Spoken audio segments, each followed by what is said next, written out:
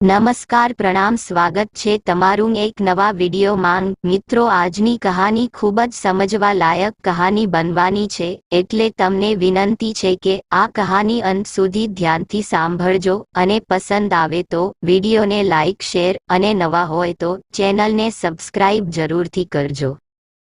તો ચાલો શરૂ કરીએ આજની કહાની। નિરાલી પોતાના સાસરિયામાં પોતાના સાસુ સસરા પતિ અને બાળકો સાથે રહેતી હતી।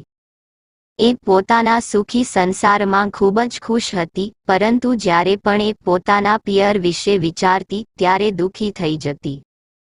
કેમ કે નિરાલી સાથે પિયરમાં કંઈક એવું થયું હતું જેના કારણે હવે એણે એના પોતાના પિયરમાં જવાનું બંધ કર્યું હતું। નિરાલીના પિયરમાં એના મમ્મી પપ્પા, 2 ભાઈ અને 2 ભાભી અને એના બાળકો હતા। નિરાલી બંને ભાઈઓ કરતાં નાની હતી। એક દિવસ નિરાલી બેઠી બેઠી પોતાના બાળપણના દિવસો યાદ કરીને વિચારી રહી હતી કે અમે બધા નાના હતા ત્યારે કેવા આખો દિવસ મારી દાદી પાસે વાર્તા સાંભળતા અને બધા જ ભાઈ હળી મળીને તોફાન કરતા। મારી મમ્મી અમારા ઉપર ખાલી દેખાવનો ગુસ્સો કરતી, એનાથી આખું ઘર હર્યું ભર્યું લાગતું હતું। મારા પપ્પા તો હંમેશા શાંત રહેતા અથવા તો નાનકડી કંપનીમાં સાધારણ નોકરીથી પોતાનું ઘર કઈ રીતે ચલાવવું એના વિશે વિચારતા રહેતા। મારી મમ્મી અને પપ્પા બંને કોણ જાણે કેવી રીતે ચૂપ રહીને પણ એકબીજાની વાતો સારી રીતે સમજી લેતા। અમે ક્યારેક એવી વસ્તુની માંગ કરીએ જે લાવવાનું બજેટ મારા પપ્પા પાસે ન હોય તો એ એવી રીતે મારી મમ્મી તરફ લાચાર નજરોથી જોતા। એટલે મારી મમ્મી ખીજાયા વગર જ અમને બીજી વાતોએ ચડાવી અને વાતને બદલી નાખતી। પપ્પાની કંપની અમારા ઘરથી 10 કિલોમીટર દૂર હોવા છતાં પણ તેઓ સાયકલ લઈને કામે જતા, જેનાથી બસનું ભાડું બચાવી શકે અને એ બચેલા પૈસાથી આવતી વખતે અમારા માટે કંઈક ખાવા પીવાનો સામાન લઈ શકે। ક્યારેક સમોસા લાવતા તો ક્યારેક મીઠાઈ લાવીને તેઓ હંમેશા અમને ખુશ કરી દેતા। સૌથી મોટા ભાઈ તો ફક્ત કામચલાઉ કમાતા હતા, નાના ભાઈ અને ત્રીજી હું। મારા મમ્મી પપ્પાની બધી જ આશાઓ મોટા ભાઈ પર હતી એટલે એના બધા જ શોખ પૂરા થતા। એને મોંઘા કોચિંગ ક્લાસમાં ભણવા મોકલતા અને એના માટે એને એક જૂની સ્કૂટી પણ લઈ આપી હતી। મોટા ભાઈ પણ મમ્મી પપ્પાની ઈચ્છાઓ પર ખરા ઉતર્યા અને MBAમાં ટોપ આવ્યા। એ વાત અલગ હતી કે એ જેટલા આગળ વધતા ગયા એટલા જ મમ્મીના દાગીના ઓછા થતા ગયા। મમ્મી હવે કાનગળા અને હાથમાં ખોટા દાગીના પહેરવા લાગી, બસ ફક્ત નાકમાં એક સોનાનો દાણો રહ્યો હતો। પરંતુ ભાઈઓને તો એનાથી કોઈ મતલબ નહોતો અને જ્યારે હું એવું કહેતી કે મમ્મી તમારા બધા જ દાગીના ક્યાં ગયા છે, તો મારી મમ્મી બનાવટી મુસ્કાન સાથે એવું કહેતી કે મને ખૂબ જ ભારે લાગતા હતા એટલે કબાટમાં સંભાળીને મૂક્યા છે। આટલું કહ્યા બાદ હસીને એવું કહેતી કે અરે બેટા, મને પણ ફેશન કરવાનો અધિકાર છે। ત્યારે મમ્મીની આવી વાતો હું સાચું માની લેતી। હવે મોટા ભાઈને મુંબઈની એક મોટી કંપનીમાં નોકરી મળી ગઈ એટલે મારા મમ્મી પપ્પા અને ઘરના બધા જ લોકો ખૂબ ખુશ હતા।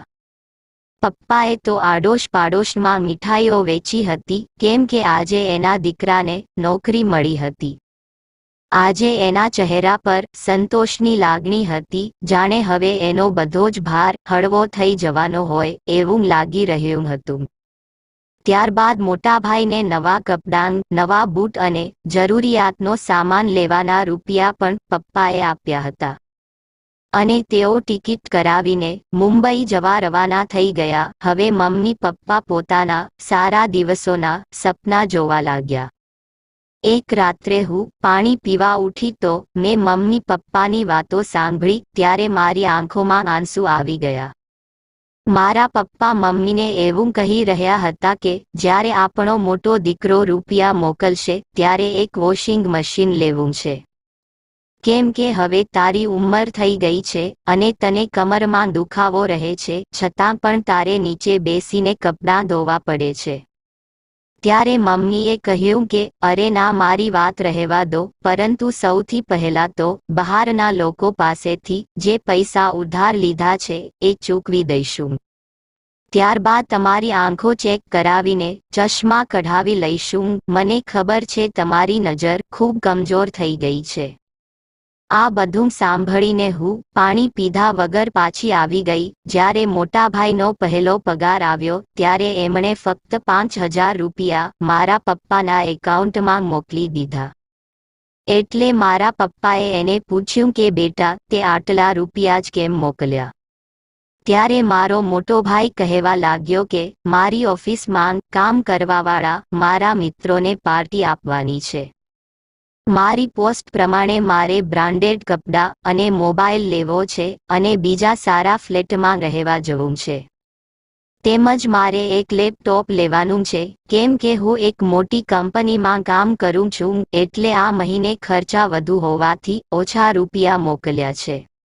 નાનો ભાઈ ગ્રેજ્યુએશનના છેલ્લા વર્ષમાં હતો અને હું 12મા ધોરણમાં હતી.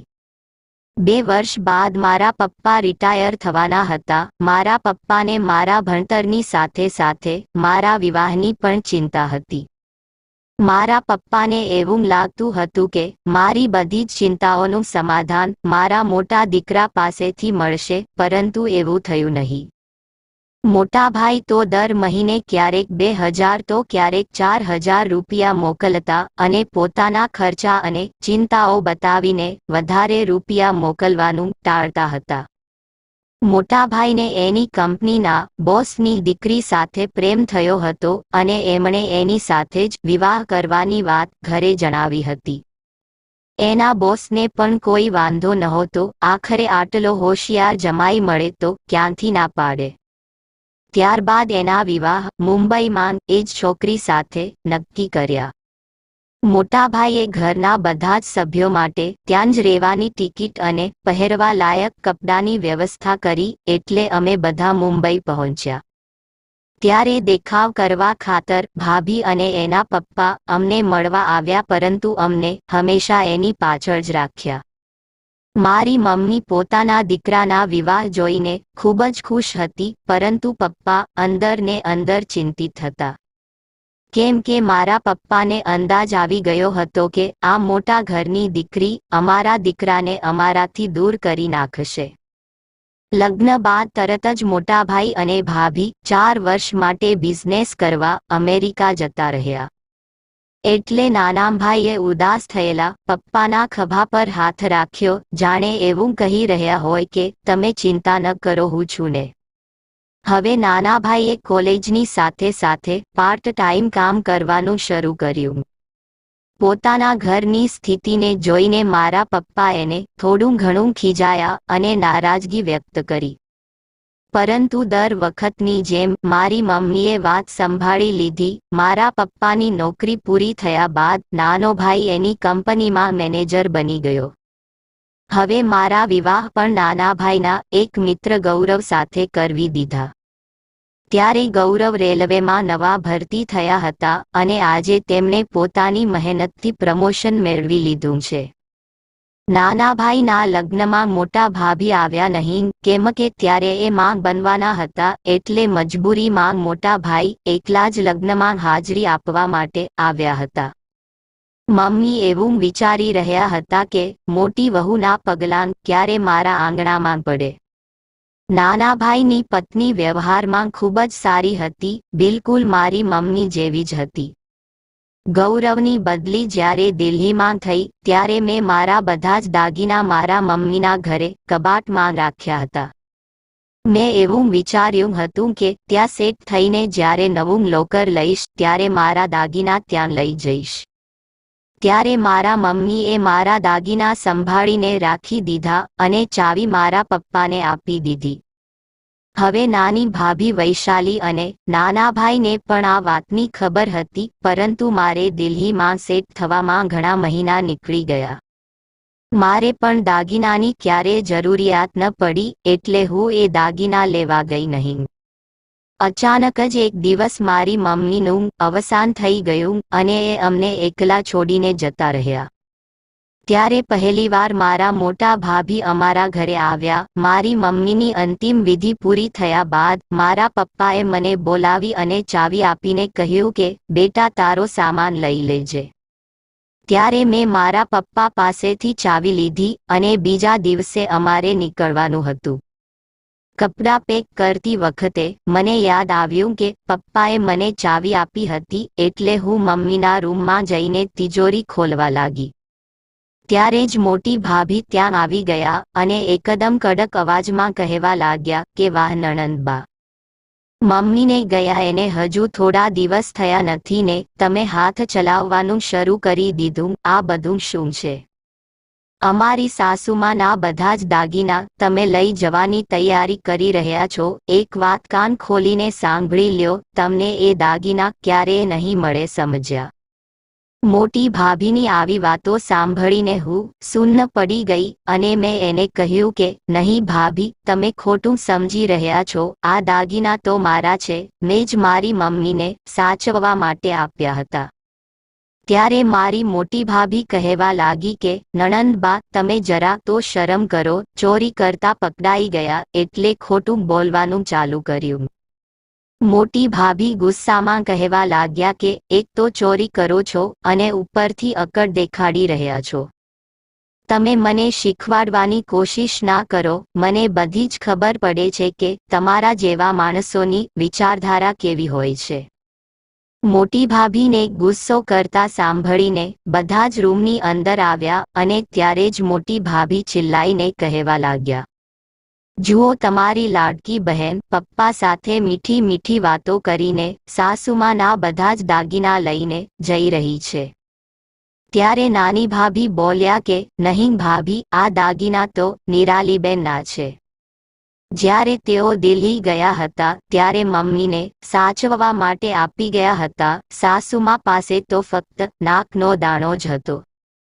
ત્યારે મોટી ભાભીએ કહ્યું કે હા, તું તો આની સાઈડમાં જ બોલીશ ને, કેમ કે થોડો ઘણો માલ તને પણ મળે ને. તમે બંને મળીને આ બધું જ હડફવા માટે તૈયાર છો. આ સાંભળીને મને ગુસ્સો આવ્યો અને હું ગુસ્સામાં બોલી ઉઠી કે બસ ભાભી, હવે વધારે નહીં બોલતા. તમે તો તમારી હદ ભૂલી રહ્યા છો. તમે તો નાની ભાભીના પગની રજ બરાબર પણ નથી. એમણે તો અમને બધાને મમ્મીની જેમ જ સાચવ્યા છે. શું તમે આ બધું જાણો છો? હવે મોટા ભાઈને પણ ગુસ્સો આવી ગયો અને તેમણે મને કહ્યું કે નિરાલી, તને ખબર નથી પડતી કે મોટા સાથે કેવી રીતે વાત કરાય? તારી ભાભી સાથે તું આવી રીતે કેમ વાત કરી રહી છો? ચોરી કરતા પકડાઈ ગઈ છો તો ખોટું બોલીને ખુદને બચાવી રહી છો. મોટા ભાઈની વાત સાંભળીને મારાથી સહન ન થયું અને મેં દ્રઢતાથી મોટા ભાઈનો સામનો કર્યો. મારા પતિ ગૌરવ અને બાળકો સામે જ ઊભા હતા. એની સામે જ પિયરમાં મારું અપમાન થતું જોઈને હું કહેવા લાગી, ભાઈ, તમે તો ન બોલો તો જ સારું છે, કેમ કે મમ્મી પપ્પાએ પોતાના બાકીના બંને સંતાનોનું ભવિષ્ય તમારા માટે કુરબાન કર્યું હતું. મમ્મીના એક એક દાગીના તમારા ભણતર માટે વેચાતા ગયા અને પપ્પા પણ કરજમાં ડૂબી ગયા. તમે એટલા સ્વાર્થી નીકળ્યા કે તમે તો ફક્ત તમારું જ સુખ જોયું. મા બાપનું દુઃખ તમને ક્યારેય દેખાયું નથી. મા બાપ તરફથી તો તમે મોઢું જ ફેરવી લીધું છે. ધિક્કાર છે તમારા જેવા દીકરા પર. તમે અમારા માટે કંઈ ન કરો તો ઠીક છે, પરંતુ કમ સે કમ તમારા જન્મદાતા માટે તો તમારે કંઈક કરવું જોઈએ ને. તમે એ નહીં ભૂલતા કે ઉપરવાળો બધું જ જોઈ રહ્યો છે અને એની લાકડીમાં અવાજ નથી હોતો. મોટા ભાઈ, તમારે પણ એક દીકરો છે. હજી મારી વાત પૂરી થાય એ પહેલા જ મોટા ભાઈએ મારા ગાલ પર એક થપ્પડ મારી દીધી. બીજી થપ્પડ પણ મારવાના હતા ત્યારે ગૌરવે એનો હાથ પકડી લીધો અને કહેવા લાગ્યા કે બસ, બહુ થઈ ગયું, ઘણું સહન કરી લીધું મેં.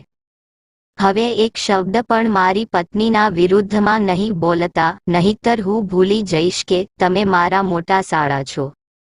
ત્યારે મોટા ભાઈએ ગૌરવનો કોલર પકડી લીધો અને મારાથી મારા પતિનું અપમાન સહન ન થયું એટલે મેં મોટા ભાઈને જોરથી ધક્કો માર્યો. ત્યારે મારા પપ્પા બહાર આંગણામાં ઊભા ઊભા આ બધું જોઈ રહ્યા હતા, પરંતુ એ બિલકુલ ચૂપ હતા. જાણે બધી જ શુદ્ધ બુદ્ધ ખોઈ બેઠા હોય અને ભાનમાં ન હોય એવી રીતે એ ઊભા હતા. એને ચૂપ રહેલા જોઈને મને ખૂબ જ ગુસ્સો આવ્યો. નાનો ભાઈ તો બહાર ગયો હતો, નહીંતર ભાઈ ભાઈનો દુશ્મન બની જાત. ત્યારે મેં ગુસ્સામાં તિજોરી બંધ કરી દીધી અને ચાવી મારા પપ્પાના પગ પાસે ફેંકી દીધી અને બૂમ પાડીને બોલી, નથી જોઈતું મારે કંઈ, દઈ દેજો આને અને મોટી ભાભીને. આજથી હું આ ઘર સાથે બધા જ સંબંધ તોડું છું. આજ પછી હું અહીં ક્યારેય પાછી નહીં આવું. આજથી મારું કોઈ પિયર નથી રહ્યું. આટલું કહીને હું મારા પતિ અને બાળકો સાથે પાછી મારા ઘરે આવી ગઈ. નાની ભાભીએ અમને રોકવાના ઘણા પ્રયાસ કર્યા, પરંતુ અમે રોકાયા નહીં. એ વાતને આજે 10 વર્ષ વીતી ગયા છે. મારા પપ્પાને જ્યારે ભાન આવ્યું હશે ત્યારે નાની ભાભીએ એને બધું જ કહ્યું હશે. એ દિવસથી ઘણી વાર એમણે મારી સાથે વાત કરવાની કોશિશ કરી, પરંતુ મેં ક્યારે પણ એની સાથે વાત નથી કરી. મને મારું અને મારા પતિનું અપમાન યાદ આવી જતું અને મારું મન ઘૃણાથી ભરાઈ જતું. નાના ભાઈ અને નાની ભાભી મને મનાવવા માટે દિલ્હી આવતા, પરંતુ હું માની નહીં. આજે અચાનક જ ભાભીનો ફોન આવ્યો એટલે મેં ઉપાડી લીધો અને ભાભી કહેવા લાગ્યા કે પપ્પાની તબિયત વધારે ખરાબ છે.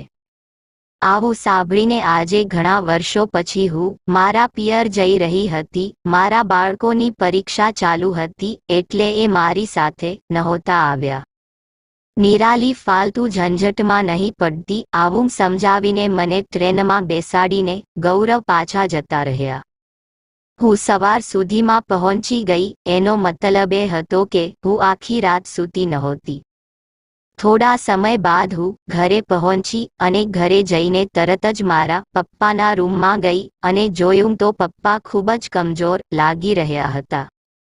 તેની આંખો અંદર જતી રહી હતી. વૃદ્ધ શરીર, ચહેરા પર ઉદાસી અને માથે ચિંતાની લકીરો દેખાઈ રહી હતી.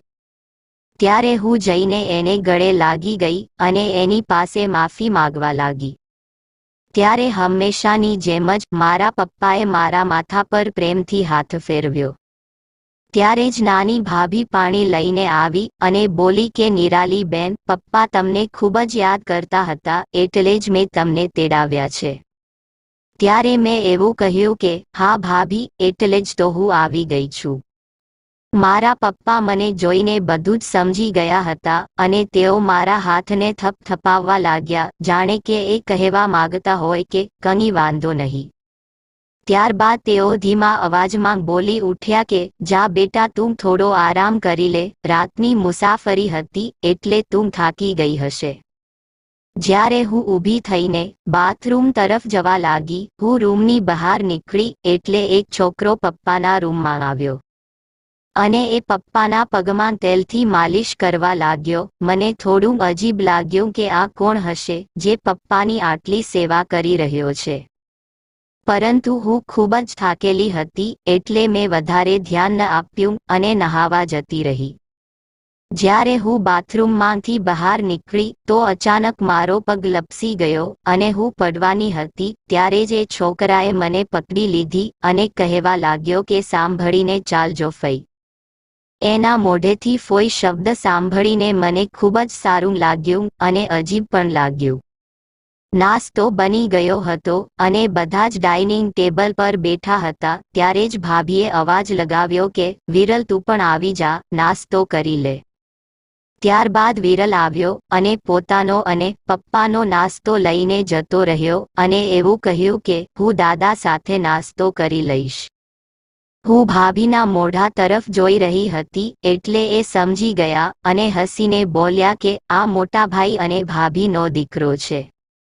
એ ખૂબ જ સમજદાર છે.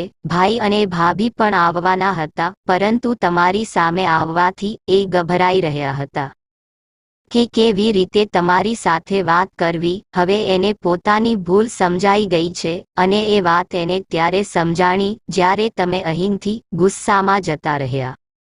ત્યારબાદ પપ્પા એને ખૂબ જ ખીજાયા અને એને ફટકાર લગાવી, પણ તમે એટલા ગુસ્સામાં હતા કે કોઈની હિંમત ન થઈ કે તમારી સાથે વાત કરી શકે. ત્યારબાદ પપ્પાએ તમારી સાથે વાત કરવાની ઘણી કોશિશ કરી હતી અને એટલા માટે વિરલે પણ પોતાના વિશે તમને કંઈ કહ્યું નથી. એને ડર હતો કે ક્યાંક એના મમ્મી પપ્પાના કારણે તમે એના પર ગુસ્સે ન થાવ. મેં જ્યારે પપ્પાના રૂમ તરફ નજર ઉપાડીને જોયું તો વિરલ દરવાજા પાસે ઊભો હતો અને પોતે આ બધું જ સાંભળી રહ્યો હતો અને પોતાની આંખો લૂછી રહ્યો હતો. એને જોઈને મારું મન ભરાઈ આવ્યું એટલે ઈશારાથી મેં એને મારી પાસે બોલાવ્યો.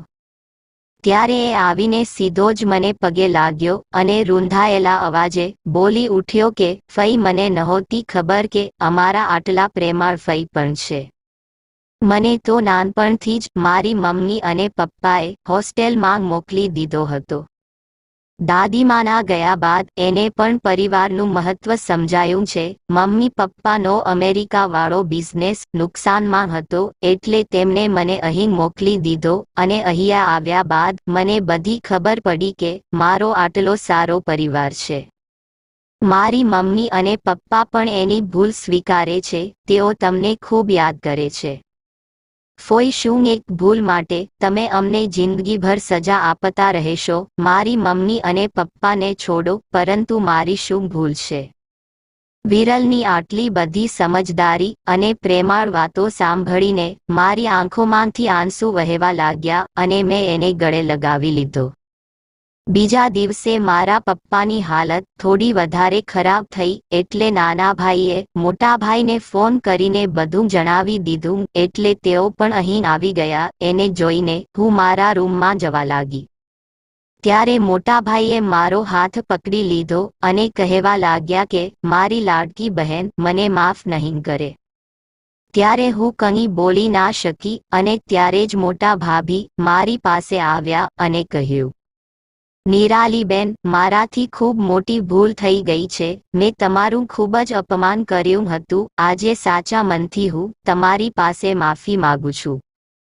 એટલે હું એને ગળે લાગી ગઈ અને કહેવા લાગી કે કંઈ વાંધો નહીં ભાભી, ભૂલ તો દરેક વ્યક્તિથી થાય છે. એક ભૂલથી લોહીના સંબંધ ક્યારેય નથી તૂટતા અને હવે તો આ જવાબદારી તમારા લાડકા દીકરાએ સંભાળી લીધી છે. ત્યારે વિરલ આવીને મને ગળે લાગી ગયો. ત્યારે જ પપ્પાએ મારી નાની ભાભીને કંઈક ઈશારો કર્યો એટલે એ અંદર જઈને ચાવી લઈ આવી અને મોટાભાઈના હાથમાં આપી દીધી. એમણે ઘરની તિજોરીમાંથી દાગીના લઈને મારા હાથમાં આપી દીધા અને હાથ જોડીને ઊભા રહી ગયા. ત્યારે મેં એવું કહ્યું કે મોટા ભાઈ, વાત આ દાગીનાની નથી, પરંતુ મારા પતિ ગૌરવનું અપમાન થયું હતું એની હતી. પપ્પાની આંખોમાં એક આશા હતી અને તેઓ અંતિમ સમયે એના પરિવારને અને પોતાના બાળકોને એકસાથે હળી મળીને રહેતા જોવા માંગતા હતા. તેઓ આશાભરી અને ઉદાસ નજરથી જોઈ રહ્યા હતા. મેં પણ ત્યારે એની વાતનું માન રાખી લીધું અને મોટાભાઈના ગળે વળગી ગઈ. એ રાત્રે જ મારા પપ્પા આ દુનિયા છોડીને જતા રહ્યા એટલે મેં ફોન કરીને ગૌરવને બધી વાત જણાવી. આવી વાત સાંભળીને ગૌરવ પણ બીજા દિવસે પપ્પાના અગ્નિસંસ્કાર સમયે આવી ગયા. મોટાભાઈ અને ભાભીએ ગૌરવ પાસે પણ માફી માગી લીધી. 2 દિવસ રહીને ગૌરવ પાછા દિલ્હી જતા રહ્યા. હું થોડા દિવસો માટે મારા પિયરમાં રોકાઈ હતી. થોડા દિવસો બાદ જ્યારે હું ઘરે જવાની તૈયારી કરવા લાગી તો ફરીવાર મોટાભાઈ અને ભાભીએ મારી પાસે માફી માગી અને મને ગળે લગાડીને મોટાભાઈ કહેવા લાગ્યા કે હવે તારા અને આપણા નાના ભાઈ માટે હું બાપ સમાન છું અને કંઈ પણ વાત હોય તો અચકાયા વગર કહેજો. એટલે મેં હા પાડી અને ભારે મનથી પાછી દિલ્હી આવી ગઈ.